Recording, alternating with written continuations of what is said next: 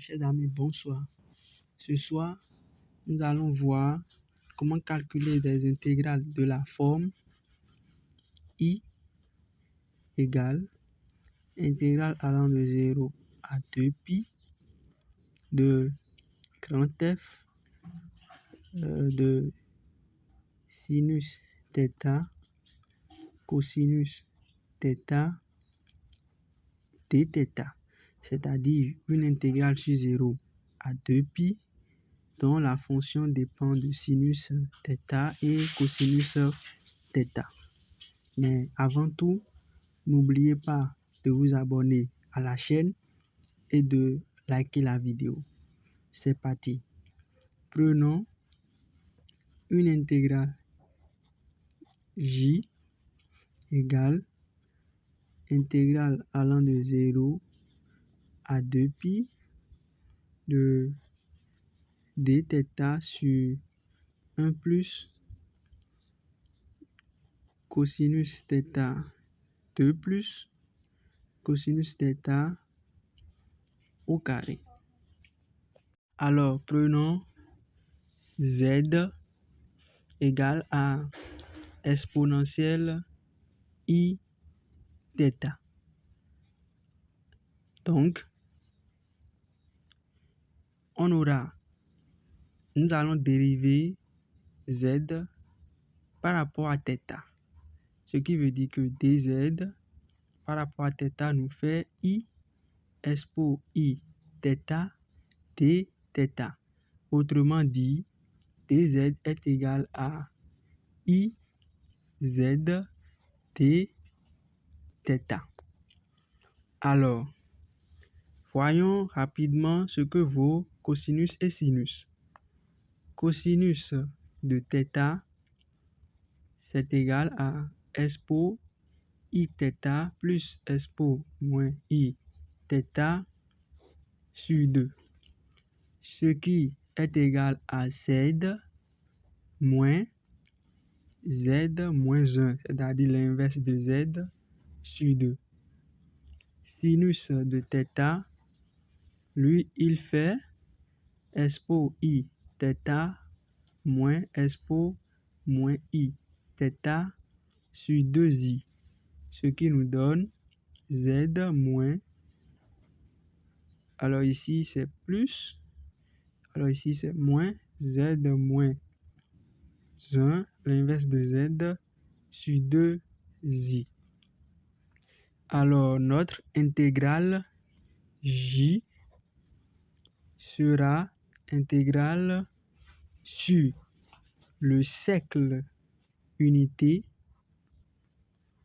c'est-à-dire cercle de centre 0 et de rayon 1, c'est bon, et nous remplaçons ce que vaut cosinus θ ici, dθ à sa place en fonction de dz. Donc ça nous fait 1 sur 2 moins 2 plus z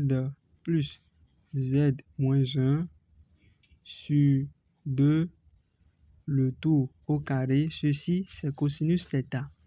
Alors c'est quoi dθ? Si nous revenons ici, dz c'est I z dθ.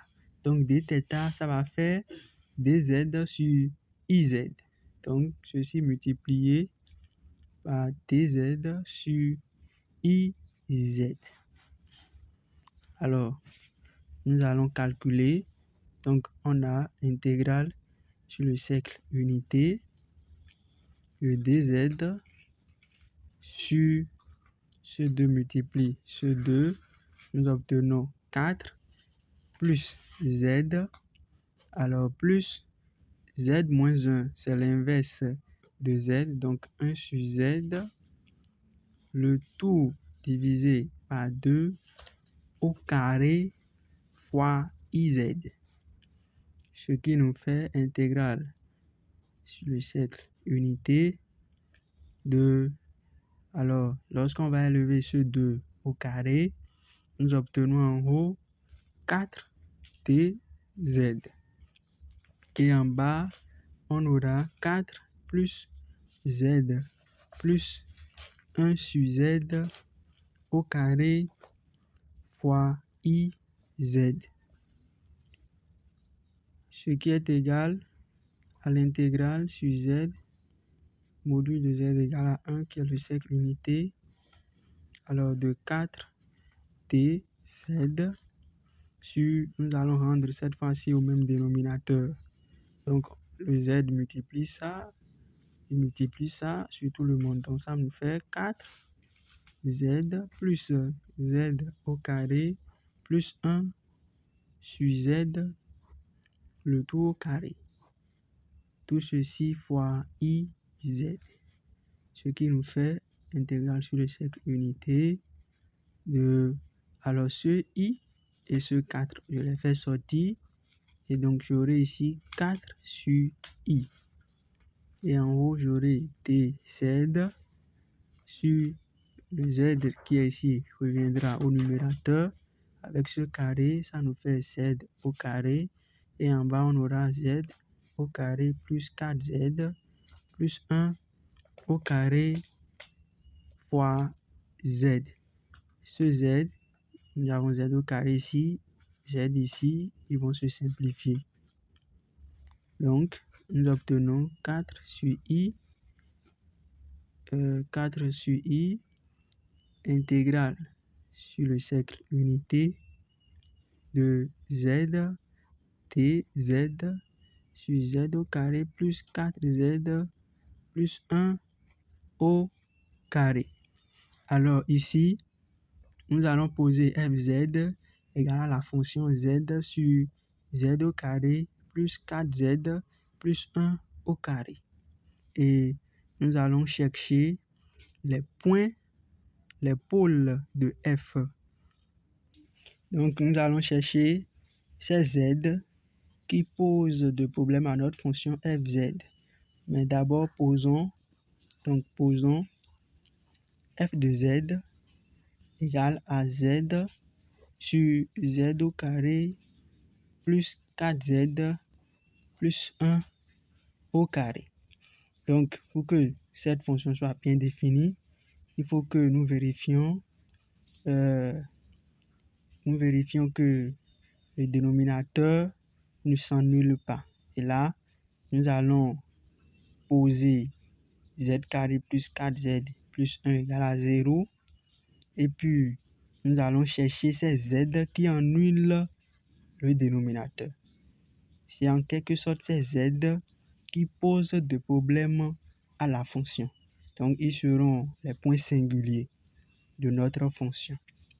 Alors, si nous trouvons ces points singuliers, c'est que l'intégrale sur le cercle unité de z dz sur z carré plus 4z plus 1 tout au carré doit nous donner 4 sur i fois, alors cette intégrale, ça fait 2 pi i, alors fois la somme des résidus de la fonction f en ces points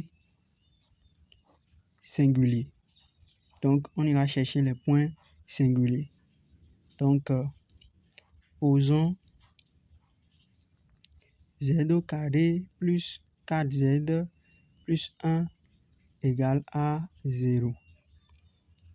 Alors, le discriminant d'état, ça fait 4 au carré moins 4 fois 1 fois 1, ce qui fait 16 moins 4, ce qui nous donne 12.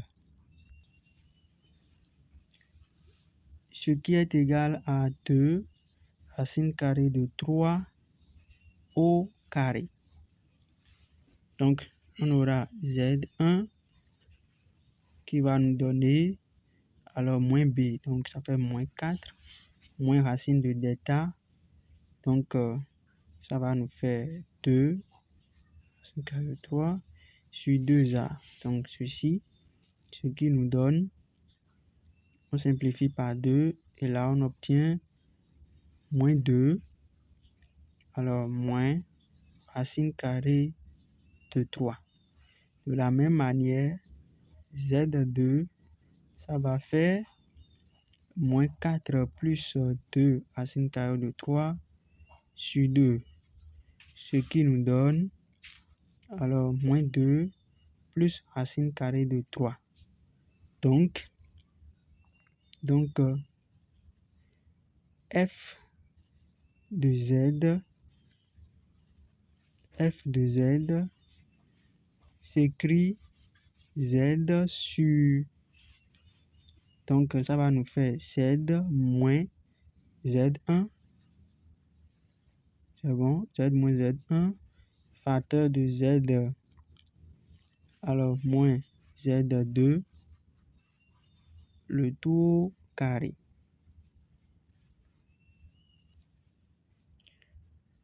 Ce qui est égal à z sur z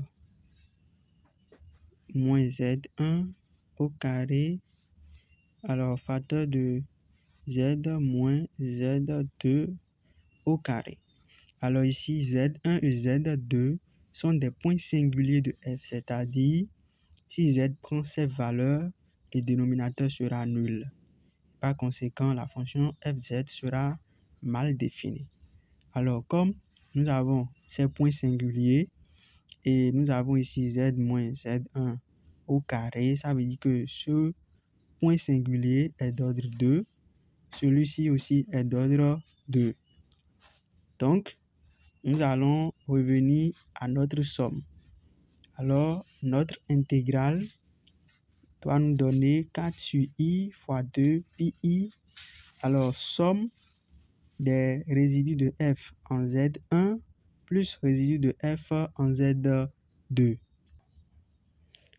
Alors, donc, j, c'est 4 sur i intégrale sur le cercle unité de z dz sur z carré plus 4z plus 1 au carré égale à 4 pi, 4 sur i fois 2 pi, la somme sur k des résidus de f en zk. Alors, comme nous avons deux pôles singuliers, alors j est égal à 4 sur i intégrale sur le cercle unité de z dz sur z carré plus 4z plus 1 le tout carré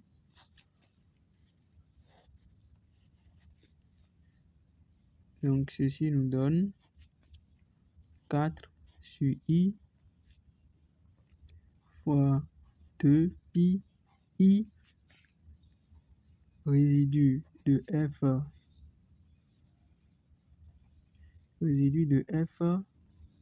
en z1 plus résidu de f en z2.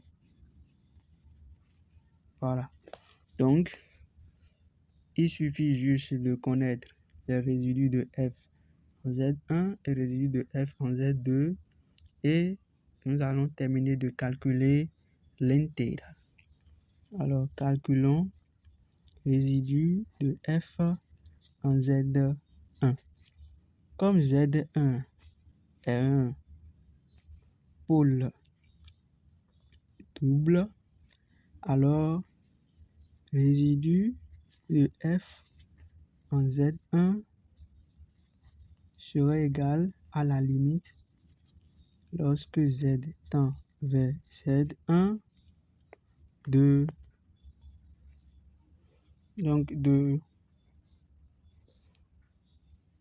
1 sur n moins 1 factoriel où n est l'ordre de multiplicité de z, donc ici n serait égal à 2, alors fois z moins z1 à la puissance n fz fois la dérivée n moins 1, dérivée n moins 1, où n est l'ordre de multiplicité de z1. Donc, comme n est 2 et on connaît z1, ça va nous donner limite z tend vers z1 de 1 sur 2 moins 1 factoriel. Alors, la dérivée n moins 1, n étant égale à 2, donc ça va faire la dérivée première de ceci. Donc, ça nous fait z moins 1 au carré fois fz, qui est z sur z au carré plus 4z plus 1. Alors, le tout au carré, sa dérivée première. Ce qui nous fait limite z tend vers z1. Alors, 1 sur 2 moins 1, 2 moins 1, ça fait 1. Factoriel 1, c'est 1. Donc, on aura la dérivée première de z moins z1 au carré. Alors, fois z sur... Alors, ceci, c'est z moins z1 au carré, facteur de z moins z2 au carré, la dérivée première de ça. Donc, ça nous fait limite z tend vers z1 de la dérivée première de z sur z moins z2 au carré, puisque z moins au carré va se simplifier avec celui-ci. Voilà. Donc, on remplace z2. Donc, ça nous fait limite z tend vers z1 de la dérivée première de z sur z moins, donc moins 2 plus racine carrée de 3 au carré, la dérivée première de ça. Donc ça va nous faire limite z tend vers z1, alors de la dérivée première de z sur z plus 2 moins racine carrée de 3 au carré, la dérivée première de ça. Donc nous allons dériver cette expression. Donc on aura limite z tend vers z1, alors de dérivée de z, la dérivée par rapport à z, ça fait 1 fois le dénominateur.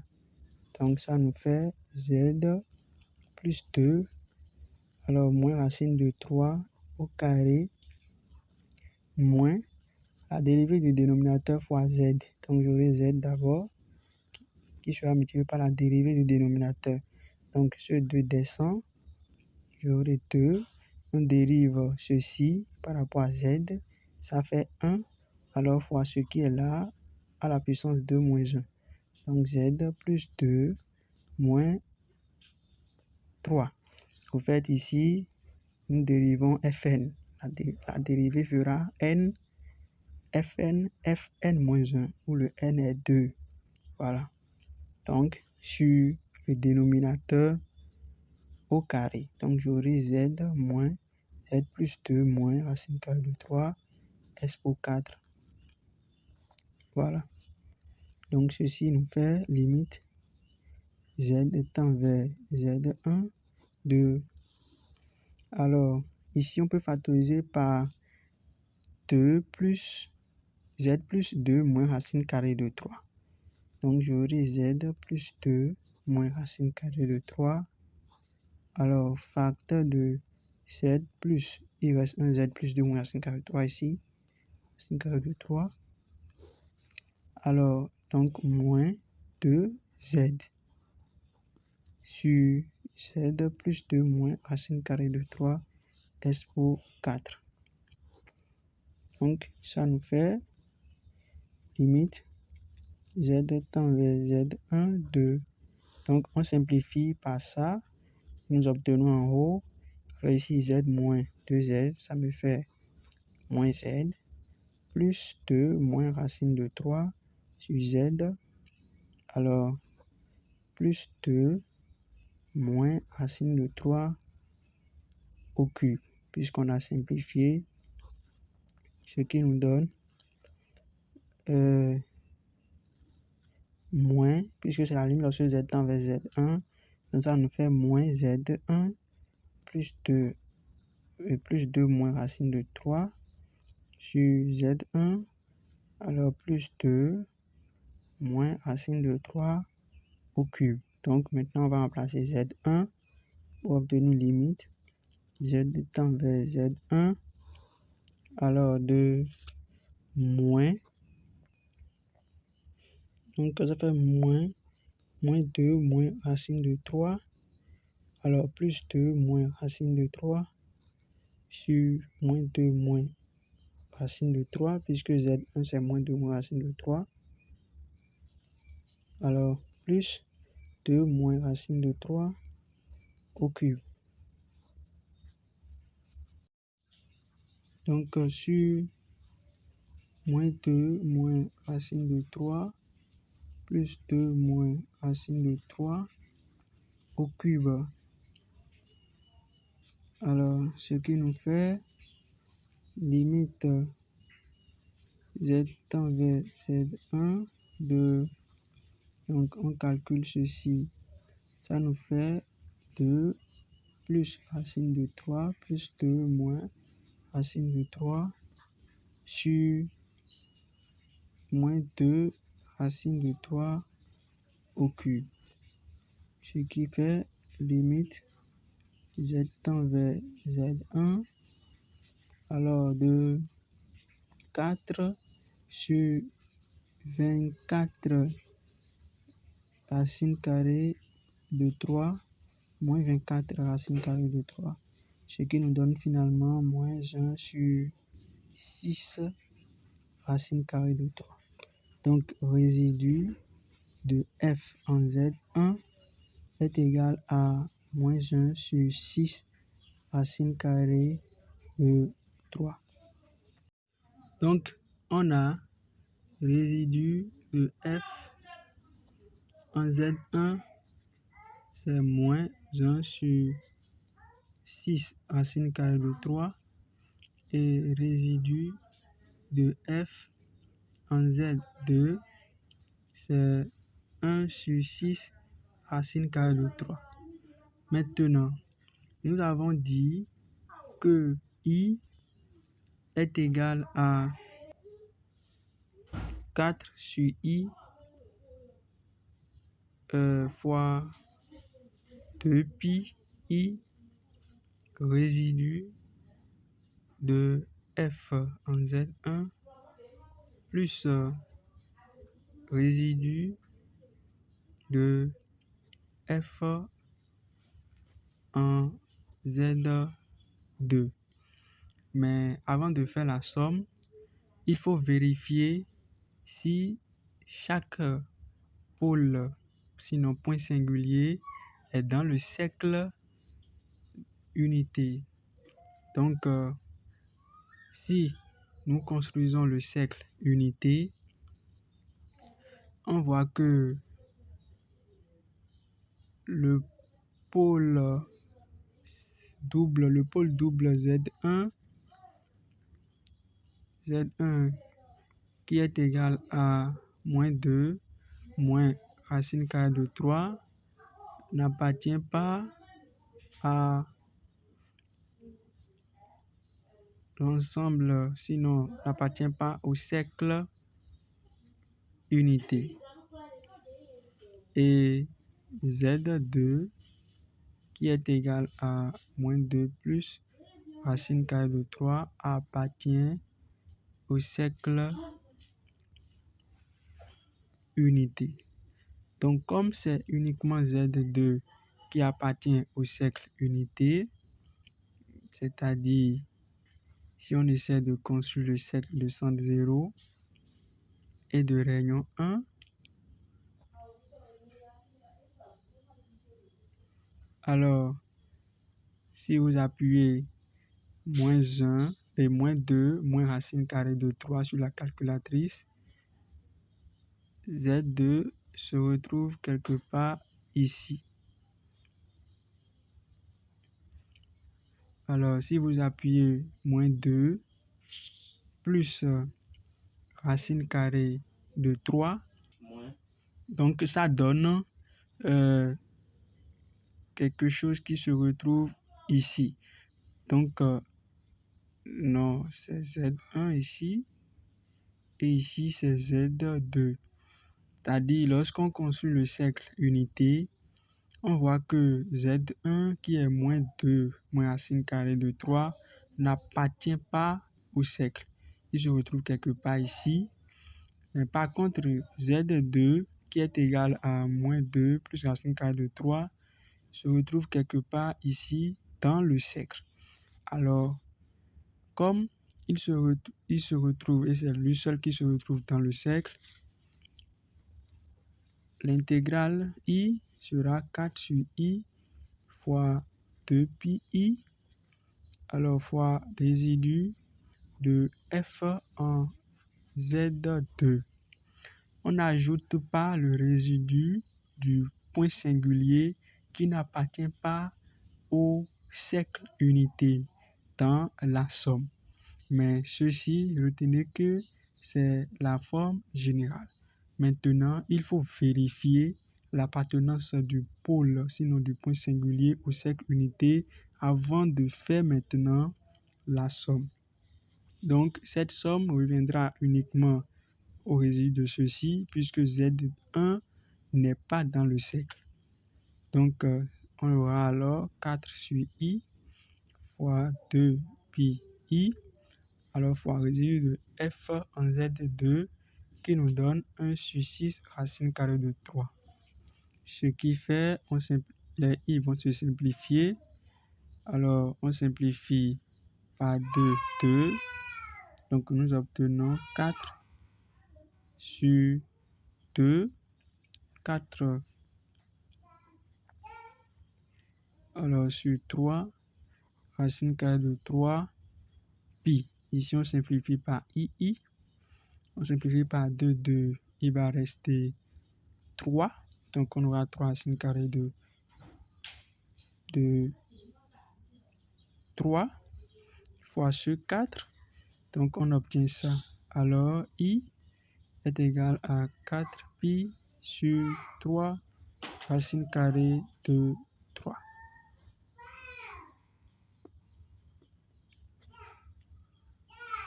Ainsi, nous avons terminé. N'oubliez pas de vous abonner à la chaîne et d'aimer la vidéo. À la prochaine.